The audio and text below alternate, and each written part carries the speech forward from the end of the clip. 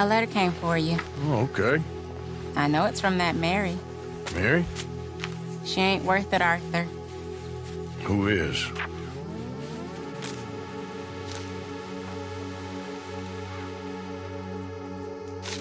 My dear Arthur, you never showed up. And now, after looking at the newspapers, I understand why.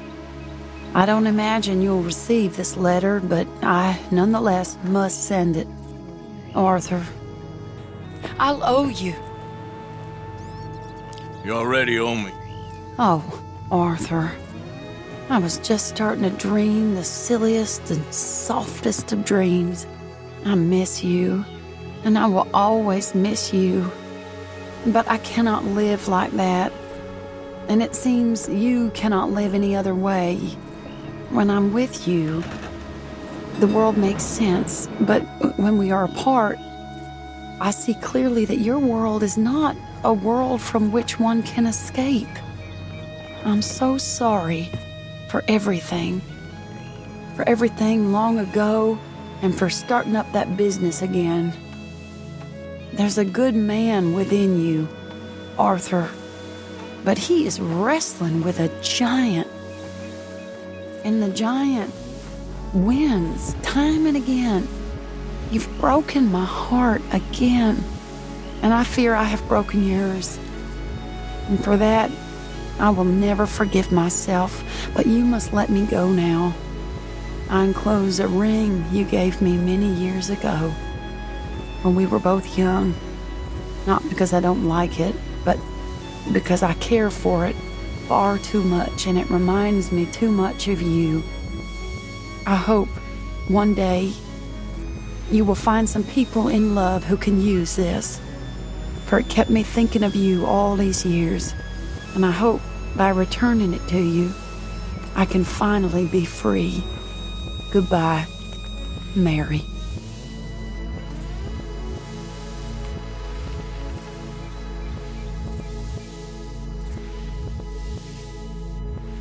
The love story of Arthur Morgan and Mary Linton is not a fairy tale. It is not a romance that ends with a wedding and a promise of happily ever after. It is a tragedy written in the language of missed opportunities, impossible choices, and the cruel reality that sometimes love is not enough.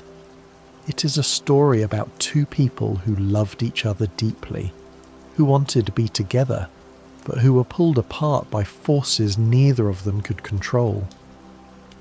Arthur Morgan was an outlaw, not in the romantic sense that dime novels portrayed, but in the real, brutal sense of the word. He was a killer, a thief, a man who lived outside the boundaries of civilized society. He had been raised by Dutch van der Linde and Hosea Matthews since he was a boy, taken in when he was young and moulded into the man they needed him to be. The van der Linde gang was his family, the only family he had ever really known. Mary Gillis, as she was known before she married, came from a different world entirely. She was the daughter of a respectable family, or at least a family that pretended to be respectable. Her father owned property, had social standing, and moved in circles that would never have included someone like Arthur Morgan. Mary was educated, refined, and raised with the expectation that she would marry well and live a life of comfort and respectability. She was not supposed to fall in love with an outlaw. But she did fall in love with him, and he fell in love with her. And for a brief moment in time, it seemed like maybe they could make it work. Arthur was younger then, still full of the optimism that Dutch preached, still believing that the gang was working towards something better. Mary saw something in Arthur that others did not see. She saw past the rough exterior, past the violence and the criminal life, and saw the man underneath. She saw his kindness, his loyalty, his capacity for love. Their courtship was conducted in secret, stolen moments away from the eyes of Mary's family and the gang. They would meet in quiet places, away from the judgment of society and the expectations of their respective worlds. Arthur would clean himself up as best he could, try to present himself as something other than what he was, and Mary would pretend that the man she loved was not an outlaw with blood on his hands. They talked about the future, about running away together, about building a life somewhere far from the gang and far from Mary's family. Arthur promised her that he would leave the outlaw life behind, that he would find honest work, that they could be together. But promises are easy to make and hard to keep, especially when the life you are trying to leave is the only life you've ever known. Arthur was loyal to Dutch, loyal to the gang, and that loyalty was not something he could simply abandon. The gang needed him. Dutch needed him. Hosea needed him. They were his family, and family does not abandon family. Mary understood this, or at least she tried to understand it, but understanding does not make the pain any less real. Mary's father discovered the relationship, and he was furious. To him, Arthur Morgan represented everything that was wrong with America, everything that threatened the respectable life he had built for his family. Mr. Gillis forbade Mary from seeing Arthur, threatened to disown her if she continued the relationship, and made it clear that no daughter of his would marry an outlaw. Mary was faced with an impossible choice: her family or the man she loved. She chose her family. She had to. In that time, in that world, a woman without her family had nothing.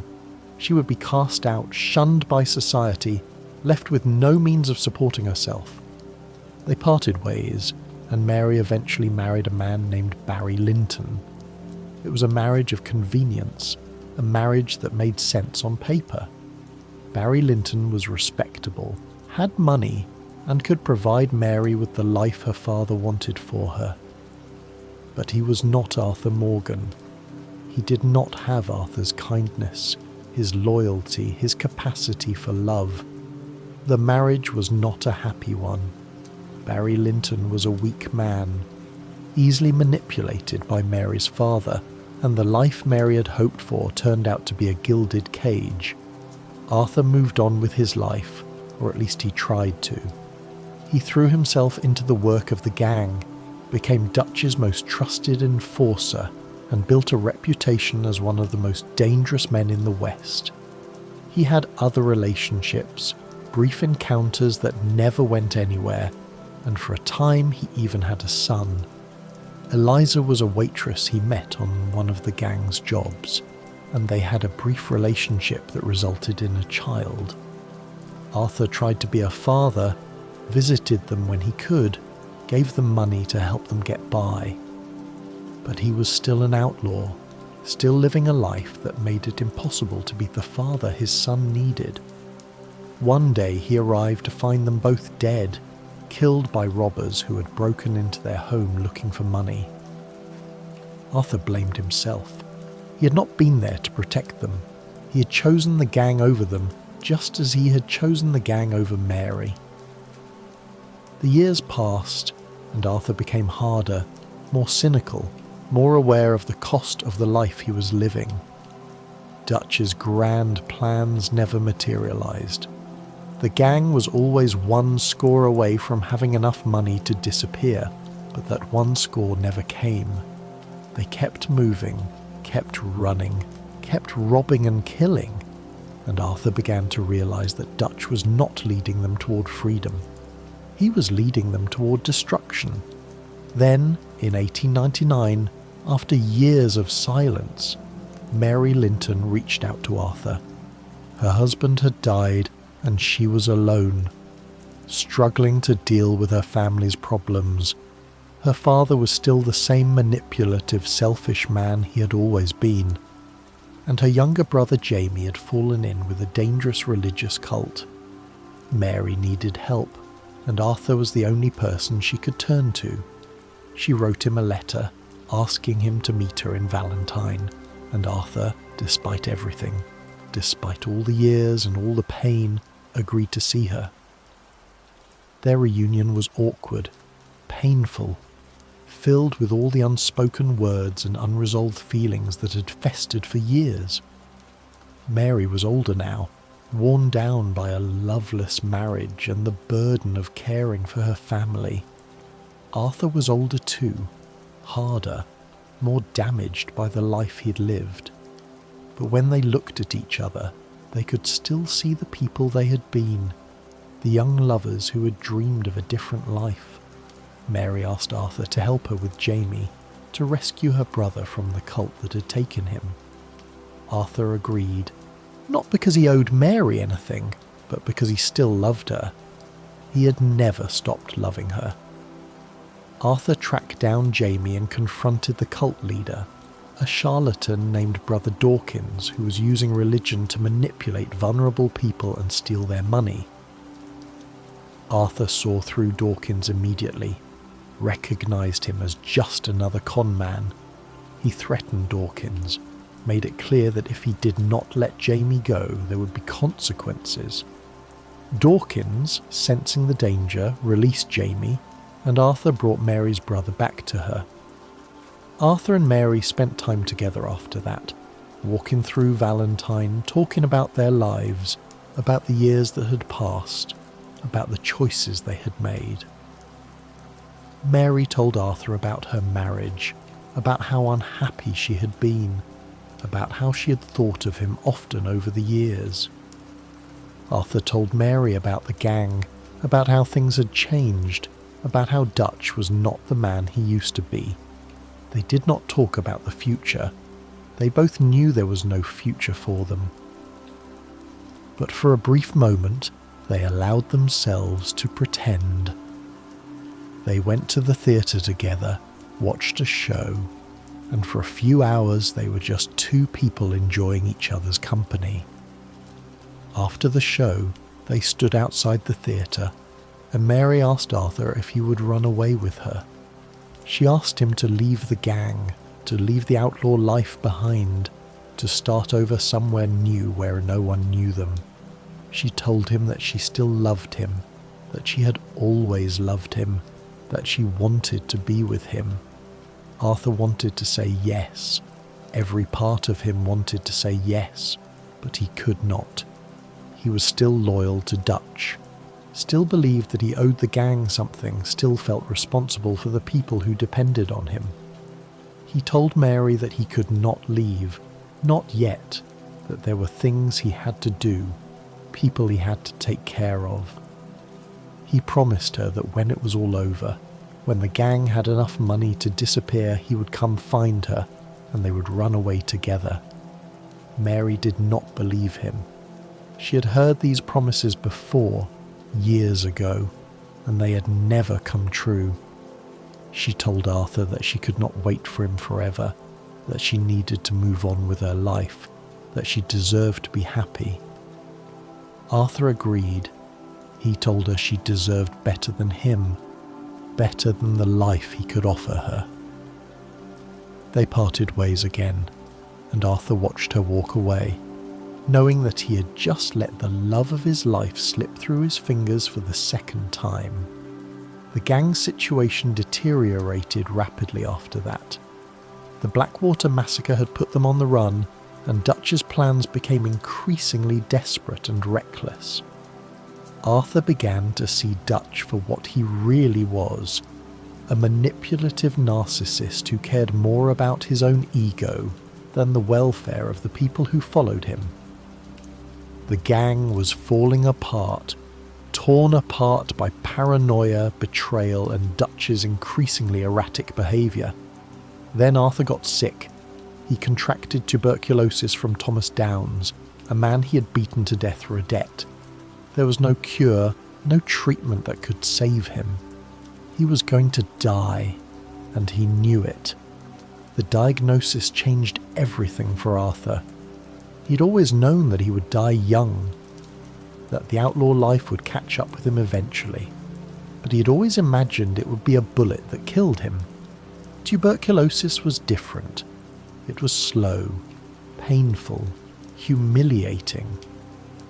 It gave him time to think about his life, about the choices he had made, about the person he had become, and it made him realize that he had wasted his life, that he had spent years being loyal to people who did not deserve his loyalty, that he had sacrificed his own happiness for a cause that was never real.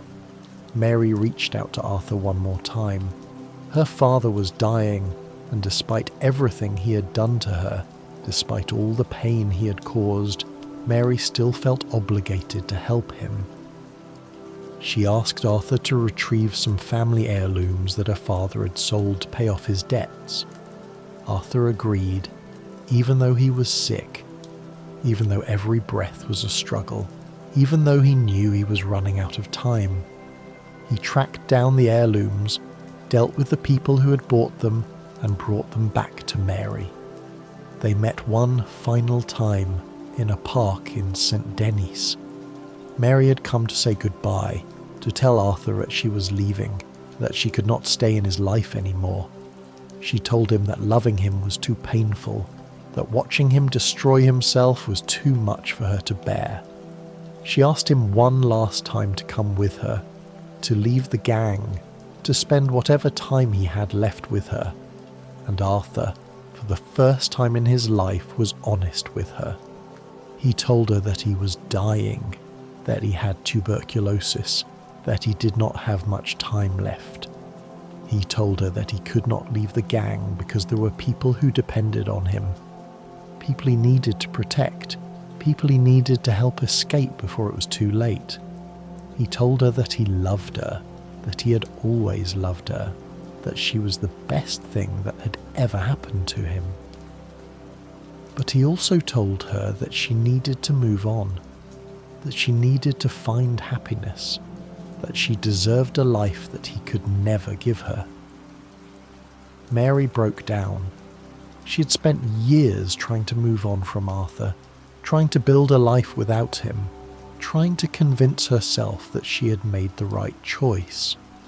But seeing him like this, sick and dying, knowing that she was about to lose him forever, broke something inside her. She told him that she had made a mistake, that she should have run away with him when she had the chance, that she should have chosen love over respectability. Arthur told her that she had made the right choice, that marrying him would have ruined her life, that she deserved better than what he could offer. They held each other, two broken people clinging to each other in a world that had been cruel to them both. And then Mary walked away. Arthur watched her go, knowing that he would never see her again. The final weeks of Arthur's life were a blur of violence, betrayal, and desperate attempts to save the people he cared about. Dutch had completely lost his mind.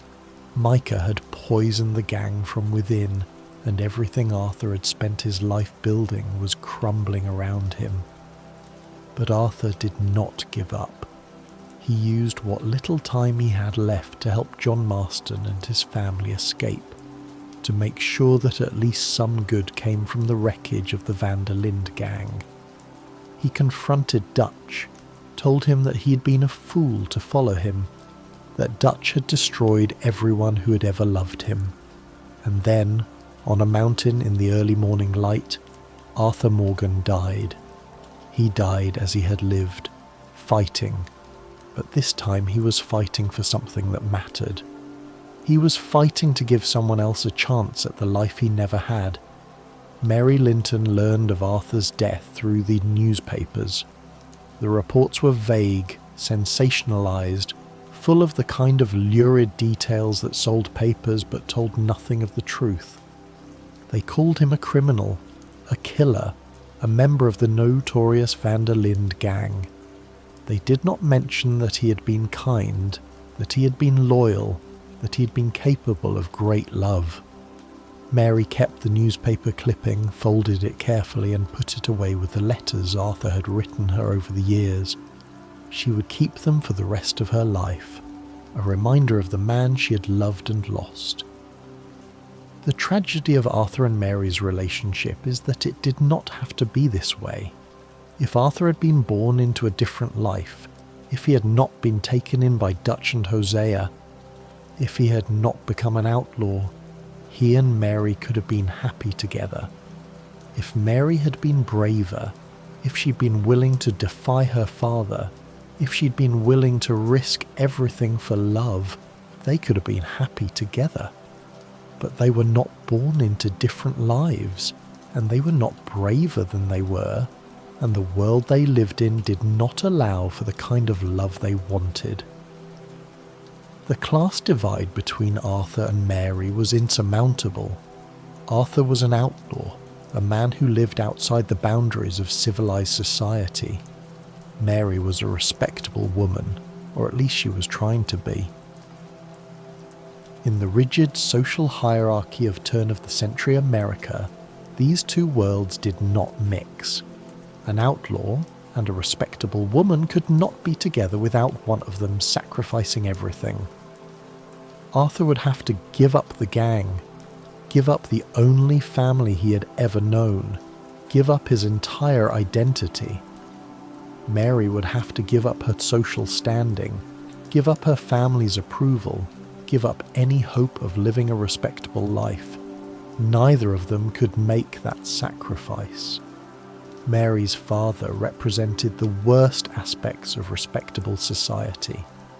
He was a hypocrite, a man who preached morality while being deeply immoral himself. He forbade Mary from seeing Arthur because Arthur was an outlaw, but Mr. Gillis himself was a gambler, a drunk, and a man who had squandered his family's money on foolish investments. He sold family heirlooms to pay off his debts, manipulated his children to serve his own needs, and used his position as patriarch to control everyone around him. He was, in many ways, worse than Arthur. At least Arthur was honest about what he was. Mr. Gillis hid behind a veneer of respectability while being just as destructive, just as selfish, just as harmful as any outlaw. The irony is that Mary's father was the reason she and Arthur could not be together, but he was also the reason Mary kept coming back to Arthur. Every time Mary needed help, every time her family was in trouble, she turned to Arthur because she knew he was the only person she could trust. Her father had failed her husband failed her brother needed to be rescued from a cult, and the only person who could help was the outlaw her father forbade her from seeing. This reveals the fundamental hypocrisy of respectable society. The people who claim to be moral, who claim to be upstanding citizens, are often the ones who cause the most harm, and the people who are condemned as criminals, who are cast out of society, are often the ones who show the most kindness, the most loyalty, the most genuine care for others. The letters between Arthur and Mary reveal the depth of their feelings and the complexity of their relationship. Mary's letters are formal, carefully worded, trying to maintain some distance even as she reaches out to Arthur. She asks for his help, but tries not to seem too needy, too desperate. She tells him she thinks about him, but does not say she loves him. She maintains the pretense that they are just old friends, that their relationship is in the past, that she has moved on. But the subtext is clear. She has not moved on. She still loves him. She still needs him. Arthur's responses are gruff, defensive, trying to protect himself from the pain of loving someone he cannot have. He tells Mary he is busy, that he has responsibilities, that he cannot just drop everything for her, but he always helps her. He always comes when she calls. He cannot help himself. The letters reveal the fundamental dynamic of their relationship. Mary reaches out, Arthur responds, they come together briefly, and then circumstances pull them apart again. The theatre scene in Valentine is significant because it shows what their relationship could have been in a different world. In the theatre, surrounded by respectable people watching a show, holding hands in the dark, they are just a normal couple. No one knows that Arthur is an outlaw. No one knows that Mary is a widow struggling with her family's problems. For a few hours they can pretend to be ordinary people living ordinary lives. Arthur is nervous, uncomfortable in the formal setting, but he is also happy. He is happy to be with Mary, happy to pretend that they are a normal couple doing normal things.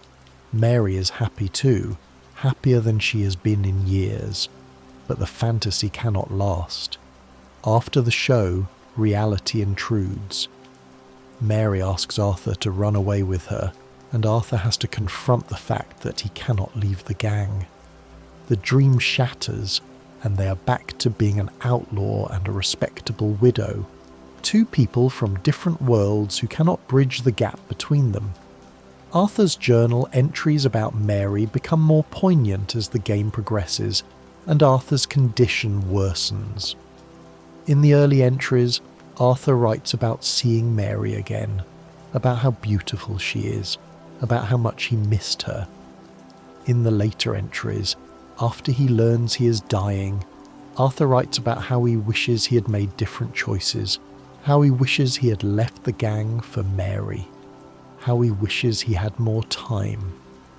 These entries reveal Arthur's regrets, his understanding that he has wasted his life, his grief for the future he will never have. The contrast between Arthur's public persona and his private feelings is stark. In public, Arthur is tough, cynical, hardened by years of violence. He does not show weakness, does not admit to fear or doubt, does not let anyone see his vulnerability. But in his journal, in his letters to Mary, in his private moments, Arthur is a different person. He is sensitive, thoughtful, deeply emotional. He writes poetry, sketches animals, reflects on the beauty of the world around him. He admits to his fears, his doubts, his regrets. Mary is one of the few people who sees the real Arthur, who knows the man underneath the outlaw. The tuberculosis diagnosis is the final cruel twist in Arthur's story. Just when he is beginning to see clearly, just when he is beginning to understand that Dutch has been lying to him, just when he is beginning to think about leaving the gang and finding Mary, he learns that he is dying. The disease takes away any chance he had at redemption, any chance he had at a different life, any chance he had at happiness with Mary. But the tuberculosis also gives Arthur clarity. Knowing that he is dying forces him to confront the truth about his life, about the choices he has made, about the person he has become. He can no longer lie to himself, can no longer pretend that Dutch's plans will work out, can no longer believe that the gang is working towards something meaningful. Arthur's final conversation with Mary is his attempt to give her a gift. He tells her the truth about his condition, tells her that he is dying, tells her that she needs to move on. He is releasing her from any obligation she feels toward him, releasing her from the hope that they might still have a future together, releasing her from the pain of loving a dying man. It is an act of love, a final kindness, a way of protecting her from the grief that is coming. Arthur knows that Mary will mourn him, knows that his death will hurt her, but he also knows that she will survive, that she will move on, that she will find happiness eventually. And that is what he wants for her. The emotional impact of Arthur and Mary's story is amplified by the performances of the actors. Roger Clark's portrayal of Arthur captures the character's complexity, his toughness and vulnerability, his cynicism and hope. When Arthur talks to Mary, his voice softens, becomes gentler, more uncertain. You can hear the love in his voice, the pain of their separation, the desperate hope that maybe this time things will be different.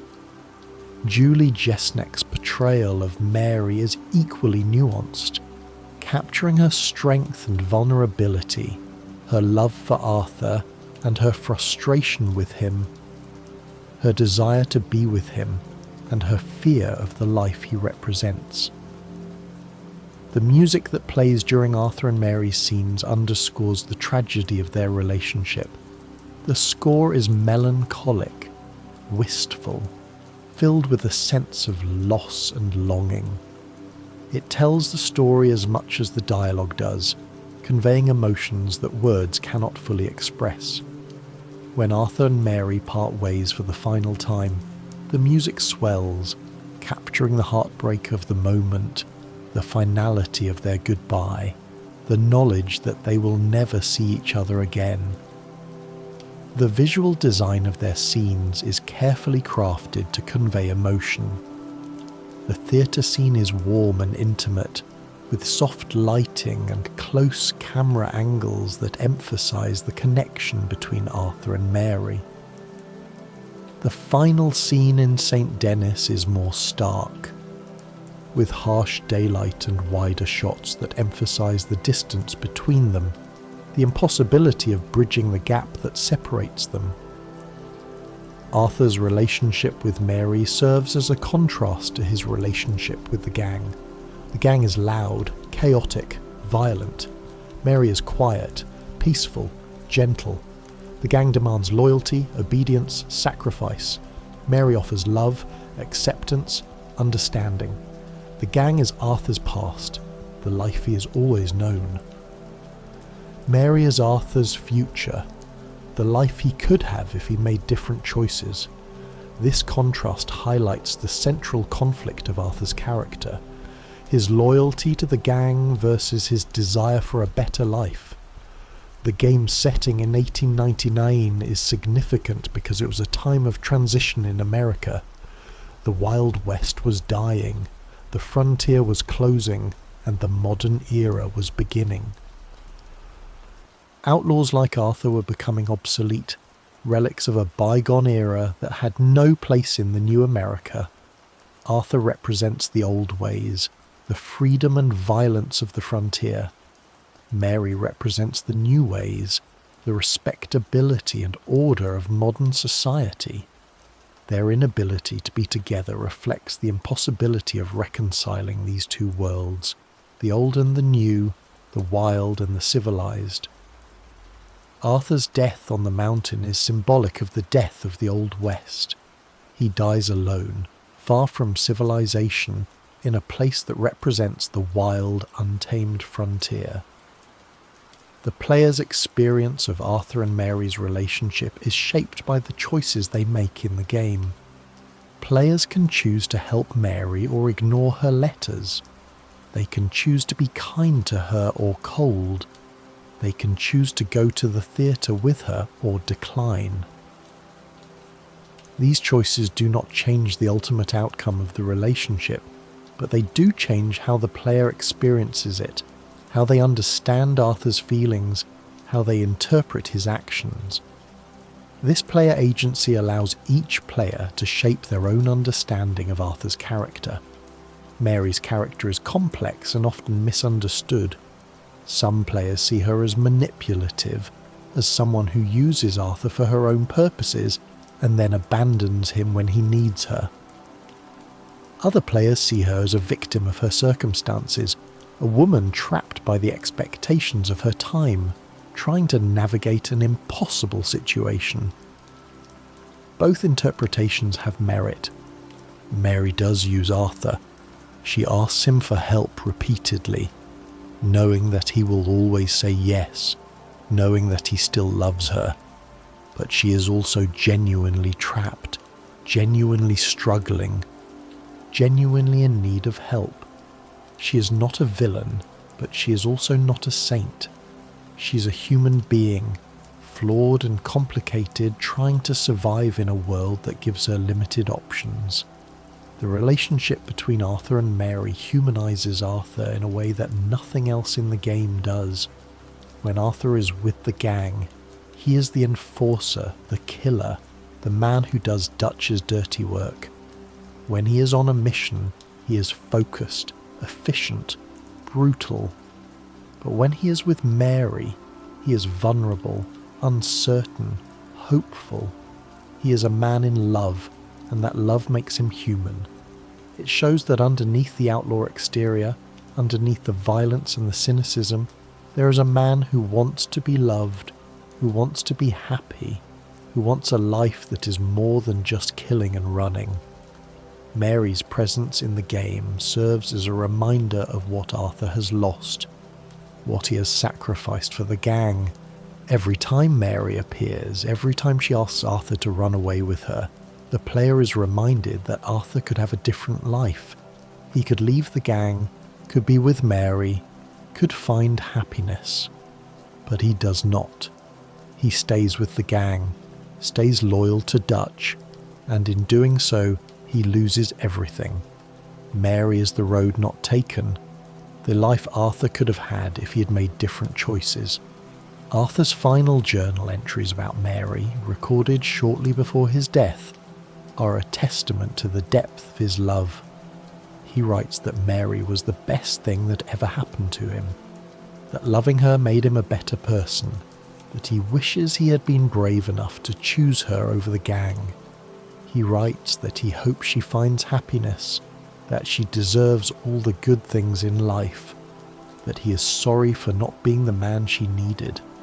These final entries are Arthur's way of saying goodbye, of acknowledging his mistakes, of expressing his love one last time. The love story of Arthur Morgan and Mary Linton is ultimately about the cost of the choices we make. Arthur chose loyalty to the gang over love, and that choice cost him everything. He lost Mary, lost his chance at a family, lost his chance at a different life. Mary chose security over love, and that choice cost her years of unhappiness, a loveless marriage, and the constant regret of wondering what might have been. Both of them made choices that seemed reasonable at the time, that seemed like the right thing to do, but those choices had consequences that neither of them could have fully anticipated. The story is also about the impossibility of escaping your past. Arthur tried to be a better person, tried to make up for the terrible things he had done, but he could not escape the consequences of his life as an outlaw. The tuberculosis that killed him was contracted from Thomas Downes, a man Arthur beat to death for a debt. Arthur's past literally killed him, made it impossible for him to have a future with Mary, made it impossible for him to redeem himself. The relationship between Arthur and Mary is one of the most emotionally powerful elements of Red Dead Redemption 2 because it is so relatable. Most people have experienced unrequited love, or love that could not work out, or relationships that ended because of circumstances beyond their control. Most people have wondered what their life would have been like if they had made different choices, if they had been braver, if they had chosen love over security or duty. Arthur and Mary's story resonates because it reflects these universal human experiences, these common pains and regrets and longings. The game's treatment of Arthur and Mary's relationship is notable for its maturity and restraint. It would have been easy to make their story melodramatic, to have them declare their undying love in grand speeches, to have them make dramatic gestures and impossible promises. But the game does not do this.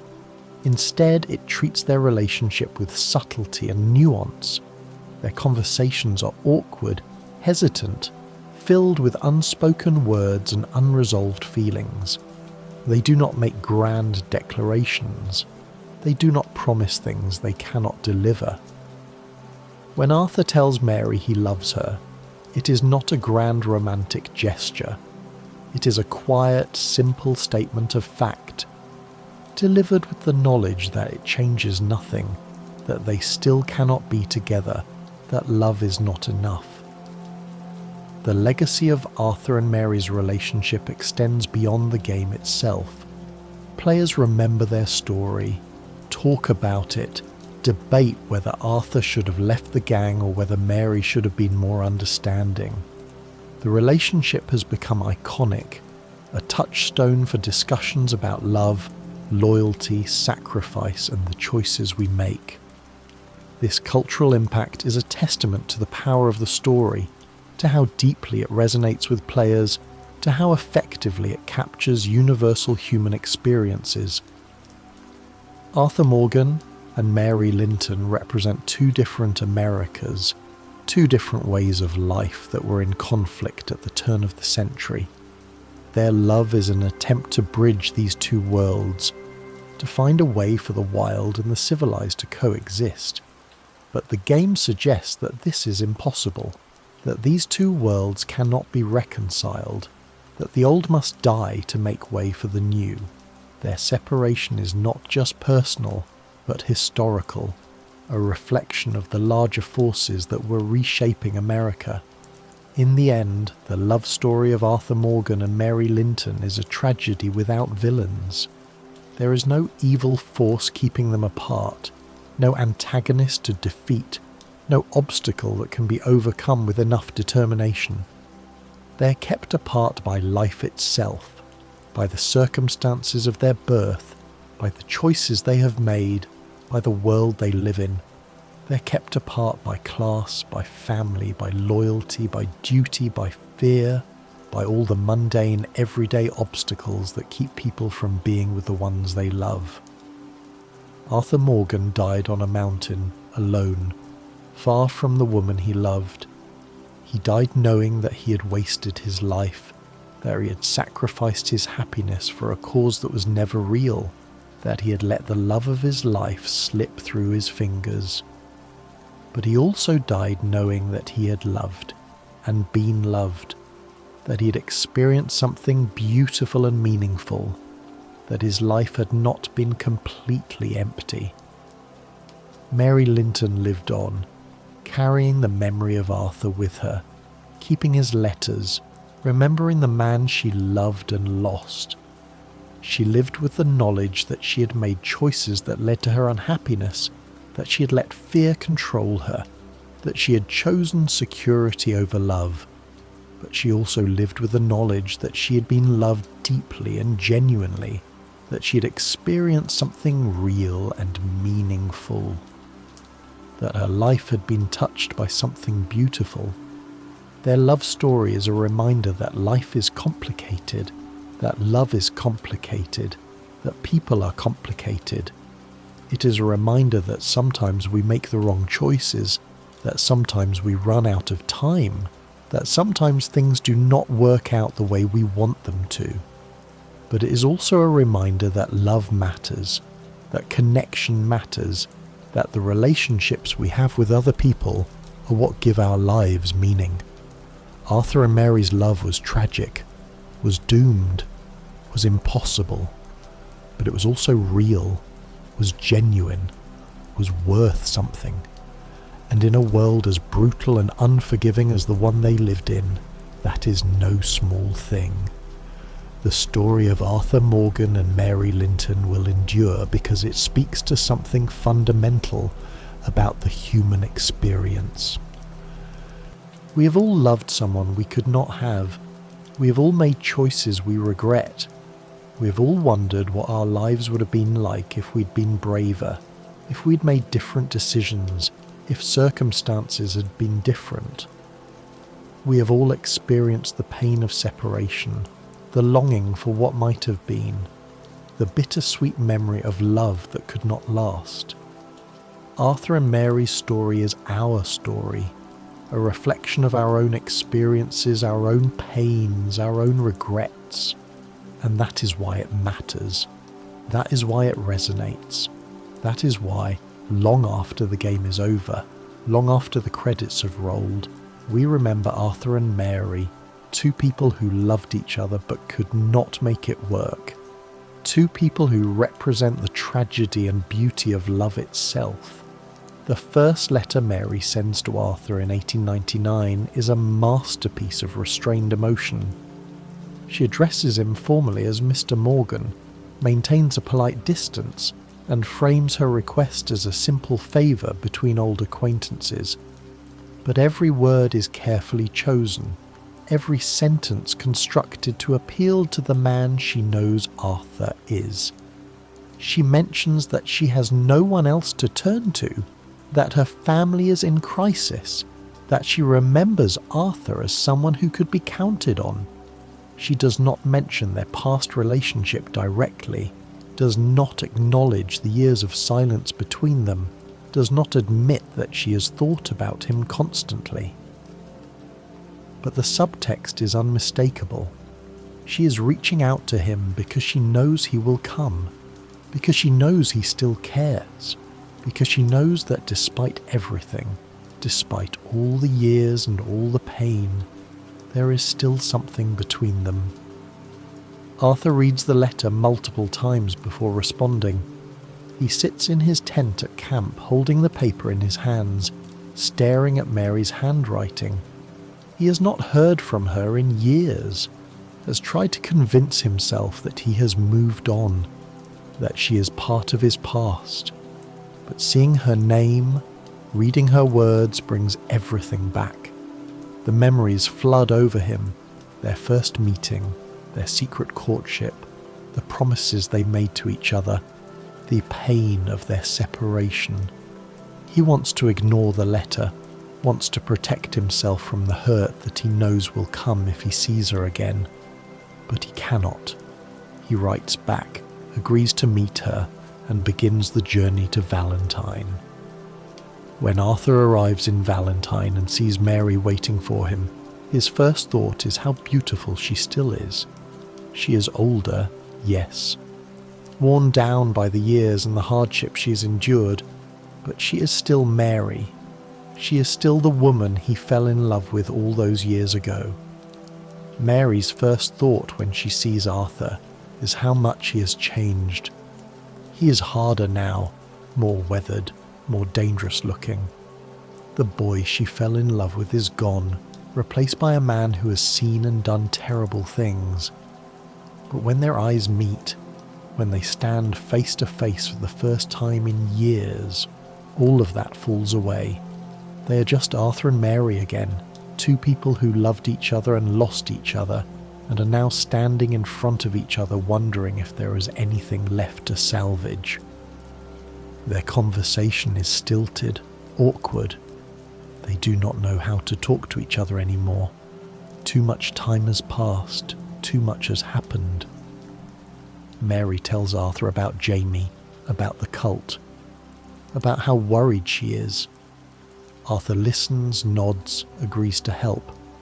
He does not ask why she came to him, does not ask why she thinks he would help her after all these years. He knows why, and she knows that he knows. They do not need to say it out loud. When Arthur confronts Brother Dawkins and his cult, he sees a reflection of Dutch. Dawkins uses the same techniques, the grand speeches, the promises of a better life, the manipulation of vulnerable people who are looking for meaning and purpose. Arthur has spent years following Dutch, believing in Dutch's vision, and now he sees how hollow it all is. Dawkins is a fraud, a con man, no different from the dozens of con men Arthur has encountered in his life, but Dutch is also a fraud, also a con man, also someone who uses people for his own purposes. Arthur has been blind to this for years, but seeing Dawkins makes it impossible to ignore. When Arthur threatens Dawkins, when he makes it clear that there will be consequences if Jamie is not released, he is not just protecting Mary's brother, he is confronting his own complicity in Dutch's schemes, his own willingness to follow a man who has been lying to him all along. After Arthur rescues Jamie, Mary is grateful, but also frustrated. She thanks Arthur for his help, but she also asks him why he is still with the gang, why he is still living this life, why he cannot just walk away. Arthur does not have a good answer. He tells her that it is complicated, that there are people who depend on him, that he cannot just abandon them. But the truth is that Arthur does not know how to leave. The gang is all he has ever known. Dutch and Hosea raised him. The other members of the gang are his brothers and sisters. Leaving would mean abandoning his entire identity, becoming someone he does not know how to be. Mary does not understand this. She sees it as a choice, a simple decision between the gang and her. But for Arthur, it is not that simple. It is a choice between everything he has ever known and a future that terrifies him. The walk through Valentine after rescuing Jamie is one of the few moments of peace in Arthur's life. He and Mary stroll through the town talking about nothing in particular, just enjoying each other's company. Arthur points out things he finds interesting. A horse, a building, a person walking by. Mary laughs at his observations, teases him gently, reminds him of the man he used to be. For a brief moment, Arthur forgets about the gang, forgets about Dutch, forgets about the violence and the running and the constant fear. He's just a man walking with a woman he loves, enjoying a beautiful day. Mary forgets about her father, forgets about her failed marriage, forgets about the burden of her family. She is just a woman walking with a man she loves, enjoying a moment of happiness. When Mary suggests they go to the theatre, Arthur is hesitant. He is not comfortable in formal settings, does not know how to act around respectable people, worries that he will embarrass Mary. But Mary insists, and Arthur agrees because he cannot say no to her. He cleans himself up as best he can, puts on his best clothes, and meets Mary at the theatre. Inside, surrounded by well-dressed people, Arthur feels out of place. He does not belong here. These people would be horrified if they knew who he really was, what he has done. But Mary takes his hand, squeezes it gently, and Arthur relaxes. For the next few hours he's not Arthur Morgan the outlaw. He is just Arthur, a man watching a show with the woman he loves. The show itself is a comedy, something light and entertaining. Arthur does not pay much attention to what is happening on stage. He is too focused on Mary, on the way she laughs at the jokes, on the way she leans against him, on the way she looks at him when she thinks he is not watching. This is what his life could have been. This is what he gave up when he chose the gang over Mary. This is what he will never have. The realization is painful, but Arthur pushes it away. He does not want to think about what could have been. He just wants to enjoy this moment, this brief respite from the life he has chosen. After the show, they stand outside the theatre, and the reality of their situation comes crashing back. Mary looks at Arthur, and he can see the hope in her eyes, the desperate wish that maybe this time things will be different. She asks him to run away with her, to leave the gang, to start over. She tells him that they could go somewhere far away, somewhere no one knows them, somewhere they could be happy. She tells him that she still loves him, that she has always loved him, that she wants to spend the rest of her life with him. Arthur wants to say yes more than he has ever wanted anything in his life. He wants to take Mary's hand, walk away from the gang, and never look back.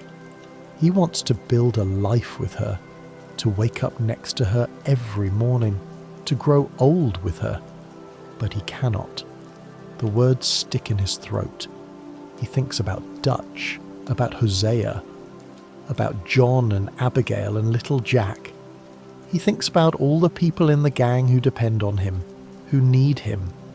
He thinks about the promises he has made, the loyalty he owes, and he thinks about what kind of man he would be if he abandoned them now when they need him most. Arthur tells Mary that he cannot leave. Not yet. He promises her that when the gang has enough money, when everyone is safe, he will come find her. They will run away together then. Mary's face falls. She has heard these promises before. She knows they are empty. She knows that the gang will never have enough money, that there will always be one more score, one more job, one more reason for Arthur to stay. She tells him that she cannot wait forever, that she needs to move on with her life. Arthur nods, agrees, tells her she deserves better than him. They stand there for a moment looking at each other, both of them knowing that this is goodbye. Then Mary turns and walks away, and Arthur watches her go, feeling like his heart is being ripped out of his chest. The weeks after Mary leaves are some of the darkest of Arthur's life. He throws himself into the work of the gang, takes on the most dangerous jobs, volunteers for the missions that no one else wants. He's trying to outrun the pain, trying to bury it under violence and action, but it does not work. Every quiet moment, every night when he lies in his tent unable to sleep, the pain comes back. He thinks about Mary, about the life they could have had, about the choice he made. He writes in his journal long rambling entries about regret and loss and the impossibility of happiness. He sketches Mary's face from memory, trying to capture the way she looked at him outside the theatre, the hope and love and disappointment in her eyes. The gang notices the change in Arthur. He is more reckless, more violent, more willing to take risks. Dutch is pleased, sees it as Arthur recommitting to the gang, to the cause. But Hosea is worried. He knows Arthur well enough to recognise the signs of a man in pain. He tries to talk to Arthur to get him to open up, but Arthur shuts him down. He does not want to talk about Mary. He does not want to admit that he made a mistake. He just wants to forget. But Arthur cannot forget. Mary has left a mark on him that will never fade. She represents everything he wants and cannot have, everything he has sacrificed for the gang. And as the gang situation deteriorates, as Dutch's plans become more desperate and reckless, Arthur begins to wonder if he made the right choice. He begins to question whether his loyalty to the gang is worth the cost. He begins to realise that he has wasted his life following a man who does not deserve his loyalty, sacrificing his own happiness for a cause that was never real. When Arthur contracts tuberculosis, his first thought is of Mary. He will never see her again. He will never have the chance to tell her that she was right, that he should have left the gang, that he should have chosen her. He will die alone, far from the woman he loves, with nothing to show for his life but violence and regret. The disease is a death sentence, and Arthur knows it. There is no cure, no treatment, no hope. He is going to die, and all the choices he made, all the sacrifices he made will mean nothing. The diagnosis forces Arthur to confront the truth about his life. He has spent years being loyal to Dutch, believing in Dutch's vision, following Dutch's orders. But Dutch has been lying to him. The gang is not working toward anything meaningful. They are not going to get enough money to disappear. They are not going to find a better life. They are just running, always running, until they run out of places to run. And Arthur has wasted his life on this. He has sacrificed his happiness, his chance at love, his chance at a family for nothing. When Mary reaches out to Arthur again, asking for help with her father's heirlooms, Arthur is surprised. He thought she'd moved on, thought she'd cut him out of her life. But here she is, reaching out to him again, asking for his help. Arthur agrees immediately. even though he is sick, even though every breath is a struggle. He needs to see her one more time. He needs to tell her the truth. He needs to say goodbye properly. Retrieving the heirlooms is not difficult. Arthur tracks down the people who bought them, uses a combination of threats and money to get them back, and brings them to Mary. But the task feels hollow. These are just objects, meaningless trinkets that Mary's father sold to pay off his gambling debts. They represent everything that is wrong with Mary's family, everything that has kept Mary trapped. Her father is a selfish, manipulative man who has ruined his family's life, and yet Mary still feels obligated to help him. Arthur understands this obligation, understands the burden of family, but he also resents it. Mary's father is the reason they could not be together. He is the reason Mary chose security over love, and now, even as he is dying, he is still controlling Mary's life. When Arthur gives the heirlooms to Mary, she can see that something is wrong. Arthur looks terrible. He is pale, gaunt, constantly coughing. Mary asks him if he's okay, and Arthur lies, tells her he is fine, just tired. But Mary knows he is lying. She has known Arthur long enough to recognize when he is hiding something. She asks him to meet her one more time in St. Denis. She needs to talk to him. Arthur agrees, knowing that this will be their final meeting, knowing that he needs to tell her the truth. The park in St. Denis is beautiful, peaceful, a stark contrast to the chaos of Arthur's life. Mary is waiting for him on a bench, and when Arthur sits down next to her, she takes his hand. They sit in silence for a moment, both of them knowing that this is the end, both of them trying to find the words to say goodbye. Mary speaks first. She tells Arthur that she's leaving, that she cannot stay in his life anymore. She tells him that loving him is too painful, that watching him destroy himself is too much for her to bear. She tells him that she has tried to move on, tried to build a life without him, but she cannot do it while he is still out there, still living the life that will eventually kill him.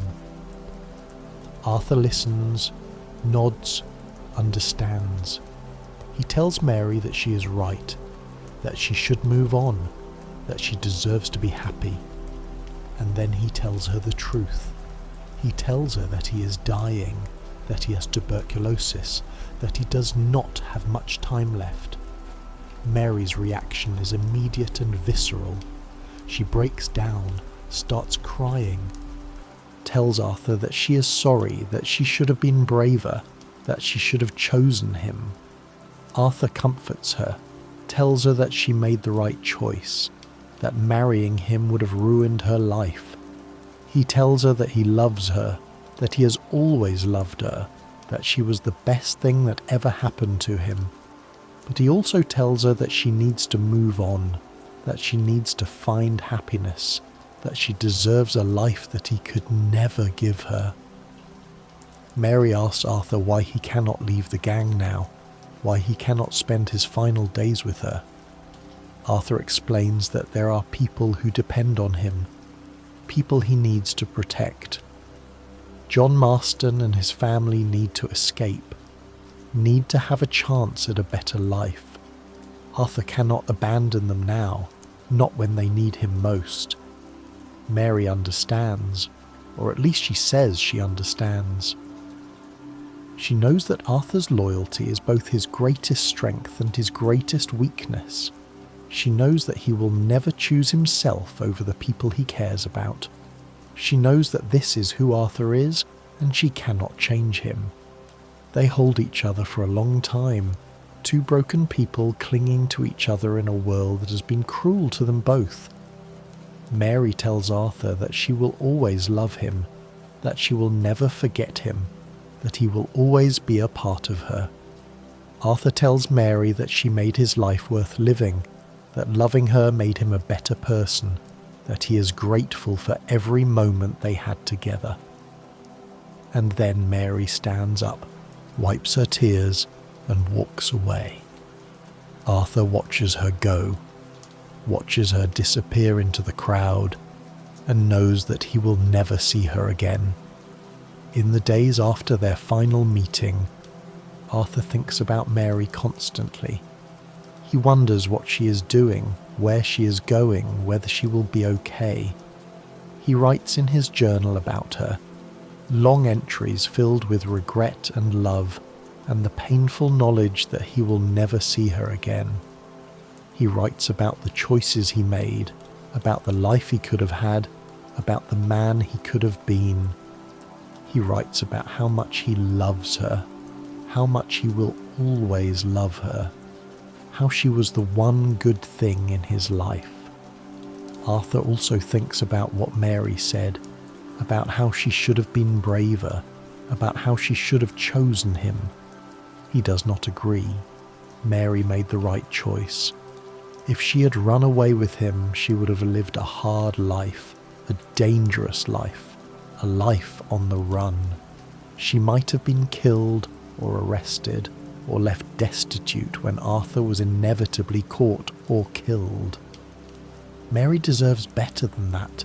She deserves a life of comfort and security, a life where she does not have to worry about where her next meal is coming from or whether the law is going to catch up with her.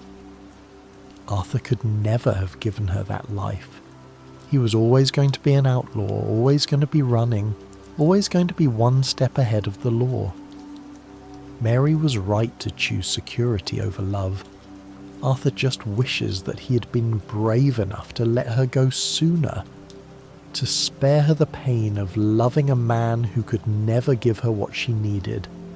The final weeks of Arthur's life are consumed by his efforts to save John Marston and his family.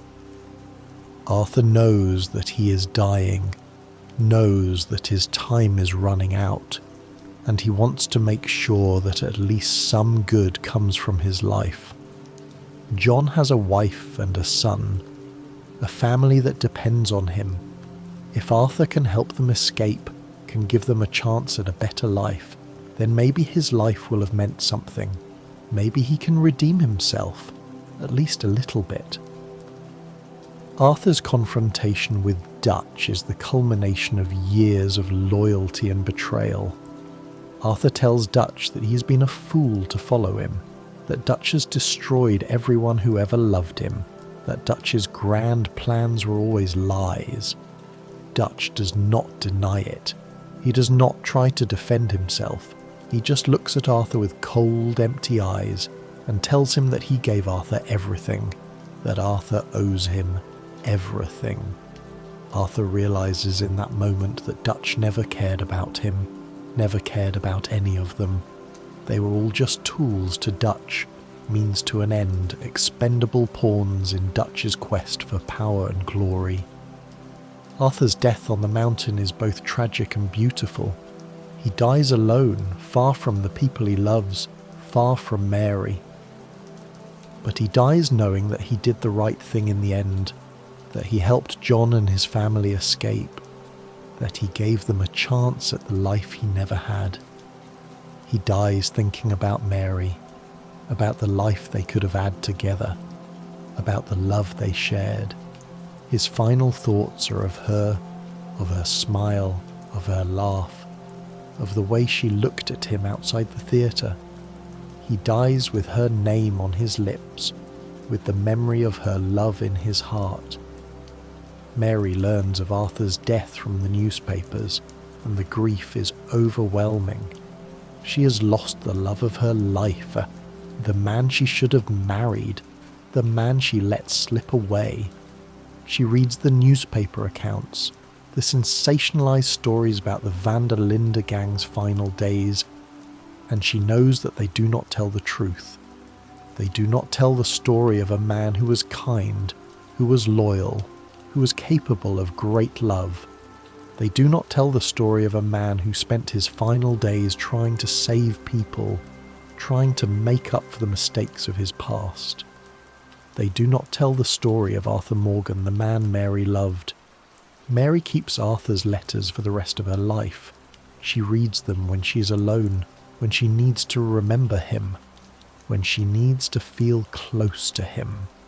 The letters are all she has left of Arthur, the only tangible reminder of their love. She keeps them in a box, hidden away, a secret part of her life that no one else knows about. Sometimes she takes them out and reads them, and she cries for the man she loved and lost, for the life they could have had together, for the choices she made. Mary eventually moves on with her life, as Arthur wanted her to. She does not remarry, does not find another love. Arthur was the love of her life, and there will never be anyone else. But she finds a way to be content, to build a life that has meaning and purpose. She volunteers at a church, helps people in need, tries to make the world a little bit better. She thinks about Arthur often, wonders what he would think of the choices she is making, wonders if he would be proud of her. She likes to think that he would be happy, knowing that she found a way to be happy.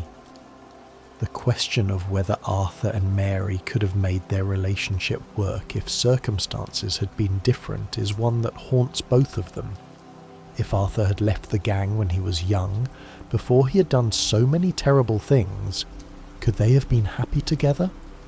If Mary had been willing to defy her father and society, could they have built a life together? The answer is probably no. Arthur and Mary were fundamentally incompatible, not because they did not love each other, but because they wanted different things, valued different things, lived by different codes. Arthur valued loyalty above all else. He believed in standing by the people who stood by him, in never abandoning family, in keeping his word no matter the cost. This loyalty was admirable, but it was also what trapped him. He could not leave the gang because he felt he owed them his loyalty. He could not choose Mary because that would mean betraying the people who had raised him. Arthur's loyalty was both his greatest strength and his greatest weakness. Mary valued security and respectability. She wanted a life that was stable, predictable, safe. She wanted to live within the boundaries of society, to be accepted, to be respectable. This was not shallow or materialistic. It was practical, realistic, a recognition of the limited options available to women in her time. Mary could not run away with Arthur because that would mean giving up everything she had, everything she was. She would be cast out of society, left with no means of supporting herself, condemned to a life of poverty and hardship. These values are not compatible. Arthur's loyalty to the gang meant that he could never give Mary the security she needed. Mary's need for respectability meant that she could never accept Arthur's life as an outlaw. No amount of love could bridge that gap. They loved each other deeply, genuinely, completely, but love was not enough. Love cannot overcome fundamental incompatibilities in values and life goals.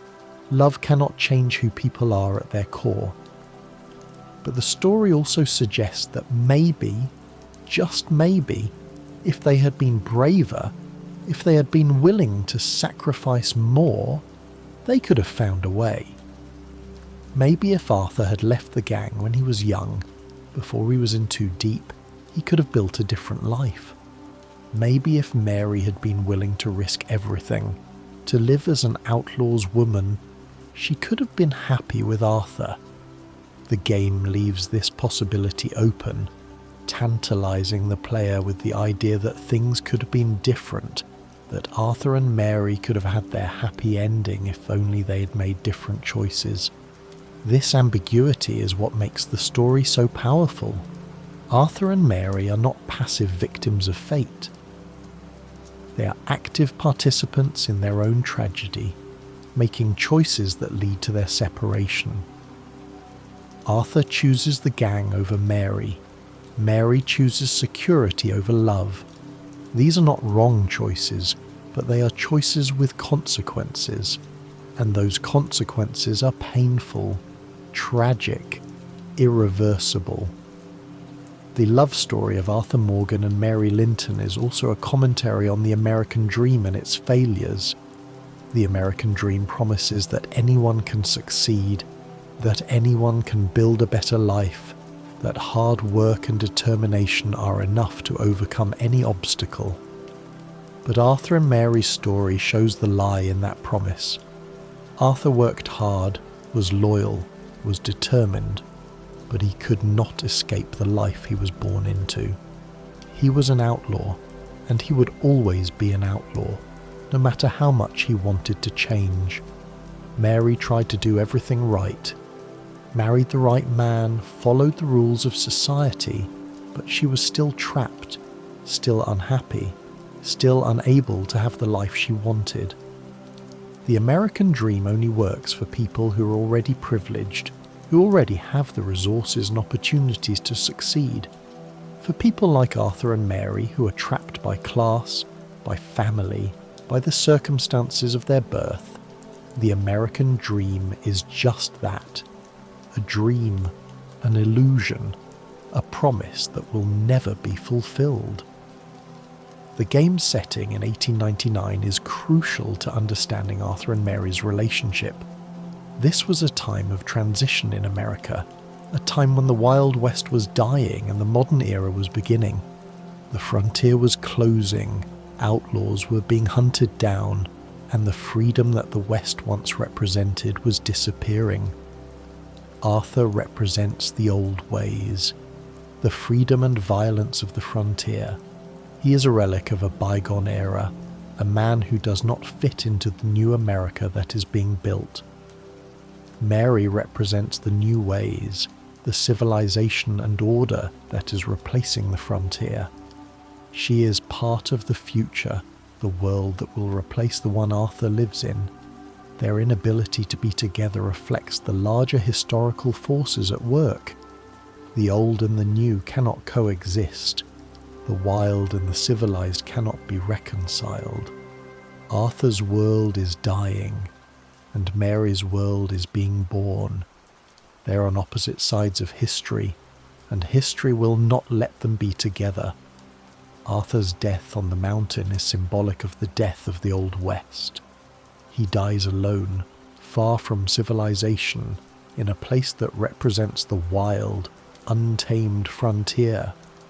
His death marks the end of an era, the end of the outlaw life, the end of the freedom that the West once represented. Mary survives, moves on, lives in the new America that is being built on the ruins of the old. She represents the future, the world that will replace the one Arthur lived in. But she carries the memory of Arthur with her, a reminder of what was lost when the Old West died.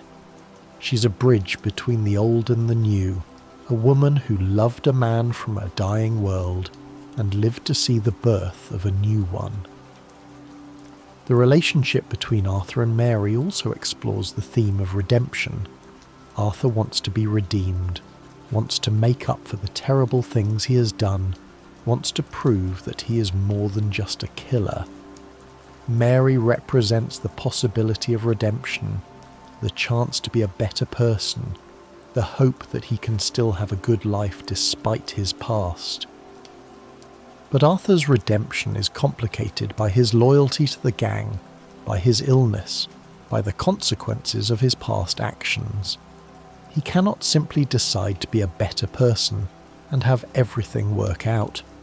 Redemption requires sacrifice, requires change, requires letting go of the past, and Arthur cannot let go. He is too bound by his loyalty, too trapped by his circumstances, too damaged by his life. Mary's role in Arthur's redemption is both inspiring and tragic. She inspires Arthur to be better, to think about his choices, to consider the possibility of a different life. But she also represents what Arthur cannot have, what he has lost, what he will never be able to achieve. Every time Arthur sees Mary, he's reminded of his failures, of the life he could have had, of the man he could have been. This makes their relationship both a source of hope and a source of pain. Mary makes Arthur want to be better, but she also makes him acutely aware of how far he has fallen, how much he has lost, how impossible redemption really is. In the end, Arthur does find a kind of redemption, but not the kind he hoped for. He cannot save himself, cannot undo the terrible things he has done, cannot have the life he wanted with Mary. But he can save others. He can help John Marston and his family escape, can give them a chance at the life he never had. This is Arthur's redemption, not saving himself, but saving others, not finding happiness for himself, but making happiness possible for someone else. It is a bittersweet redemption, a tragic redemption, but it is redemption nonetheless. Mary's redemption is quieter, less dramatic, but no less meaningful. She cannot undo the choices she made, cannot go back and choose Arthur instead of security, but she can learn from her mistakes, can try to live a life that honours the love she shared with Arthur. She can be kind, can help others, can try to make the world a little bit better. This is Mary's redemption, not changing the past, but living better in the present, not erasing her regrets, but learning from them. Arthur Morgan died on a mountain with Mary's name on his lips. Mary Linton lived on, keeping his letters in a box she would never throw away. Their love story is a tragedy without villains, a romance destroyed not by evil, but by loyalty, by class, by fear, by all the mundane obstacles that keep people from being with the ones they love. They were two people from different worlds who loved each other deeply, but could not bridge the gap between them. Arthur could not abandon the gang. Mary could not abandon respectability. And so they lost each other, not once but twice, and the second time was forever. But their story endures because it is true. We have all loved someone we could not have. We have all made choices we regret. We have all wondered what our lives would have been like if we had been braver. Arthur and Mary's tragedy is our tragedy. Their pain is our pain, and that is why we remember them long after the game is over. Not because their love conquered all, but because it existed despite everything, because it made them better people even as it broke their hearts, because in a world as brutal and unforgiving as theirs, loving someone that deeply is no small thing. It is in fact everything.